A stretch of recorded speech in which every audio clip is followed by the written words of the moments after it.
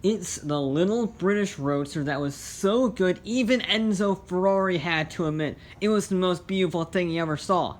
This is the JAAAGG E-Type.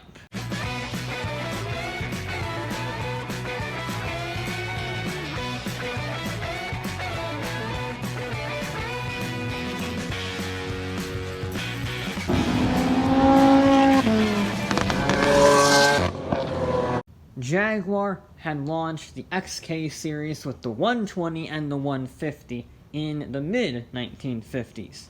And these things were glorious cars. The 120 was the fastest production car in the world. And at the same time, Jaguar had won the prestigious 24 Hours of Le Mans 3 times on the trot from 1955 to 1957. They were kings in motorsport at the time, certainly sports cars. And they wanted to keep up that momentum, so they replaced the XK series in 1961 with this little thing called the Series 1 E-Type. Sure, it kept the 150's 3.8 liter straight 6, but the power was bumped up to 265.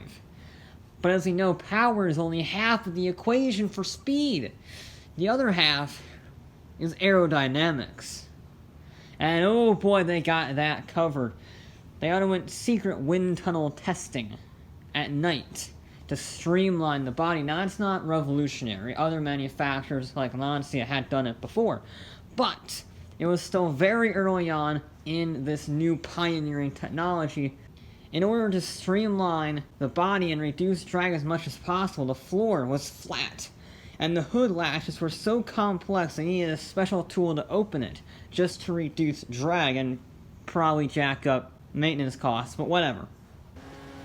This meant a top speed of 150 miles an hour. In 1961, that was one of the fastest cars in the world at the time. Certainly the fastest for the price. This thing was half the price of most Ferraris, and it was just as fast, and more importantly, just as good looking. Enzo Ferrari called it the best looking car of all time. I think that kind of says it all. And that's just the start of it. There were power-assisted disc brakes on all 4 corners and brand new independent rear coil suspension. There was also aluminum used to save weight, meaning the whole thing was just 2,900 pounds. They did do a quick refresh in 1966. Some people call it the Series 1.5, just to keep things on their toes so it didn't go out of style too early. And it basically served as here were the problems of the first version, let's fix those. Because the engine was bored out to 4.2 liters to make 283 torque, the RPM was increased for better throttle response.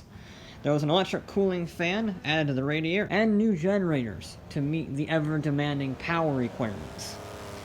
I mean, the 0 to 60 was just 6.4 seconds.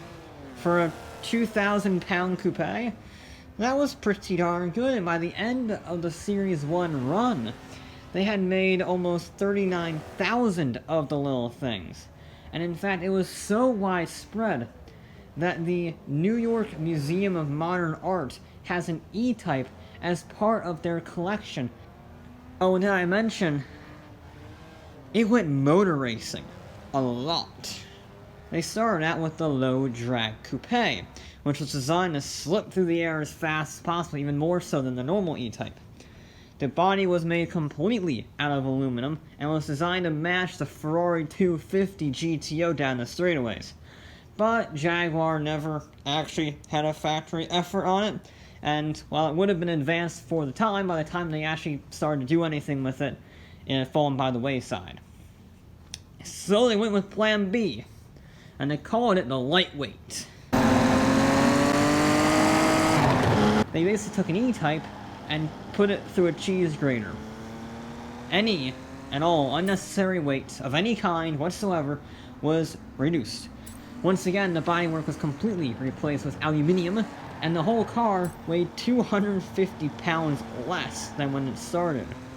The engine was also fitted with new fuel injectors and 3 rubber carbs to make 300 horsepower, and the E-Types won the Australian GT Championship as one of dozens of E-Type wins over the next few years. Which brings us on to the Series 2. This was from 1968 to 1971. And that is the time when American regulations started to become a little bit more strict in the safety department, which means the E-Type had to adjust for them, with new headlight covers, new headrests, and new carburetors, dropping the power down to just under 250. But at least had optional air conditioning and power steering. Yay? I mean, it's not really surprising. The thing, while still looking good, isn't fantastic. And they only sold half as many Series 2s as opposed to the Series 1. However, the Series 3 would redeem it a fair bit. You see, strangely, the gas crisis was going on. Wouldn't you believe it? I know, we never talk about that thing, do we? So, Jaguar did the complete opposite of being fuel efficient and ditched the inline 6 in favor of a 5.3-liter naturally aspirated V12, making 270 horsepower. Then the fenders were flared out for bigger tires, and the grille was enlarged for better cooling.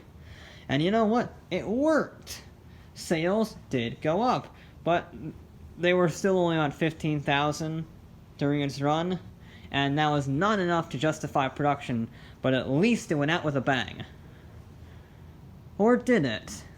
Because not only does the F-Type continue the blank type badge with a raucous 570 horsepower supercharged V8 with optional all-wheel drive. The thing is amazing. I'm not too sold on the refreshed look, but the thing is a beast. And that's not the only way the E-Type spirit is continuing on.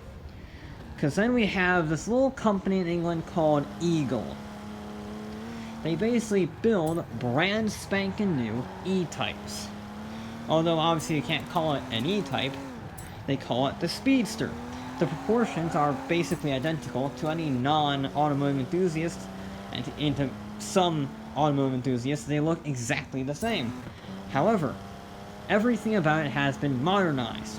So sure, it still has a 4.7-liter straight 6, but it's made out of all aluminum. So are the body panels, and the chassis, and the differential has been updated. And it's been even more stylized to reduce drag, and it's got better handling, better suspension, you know, the whole big deal.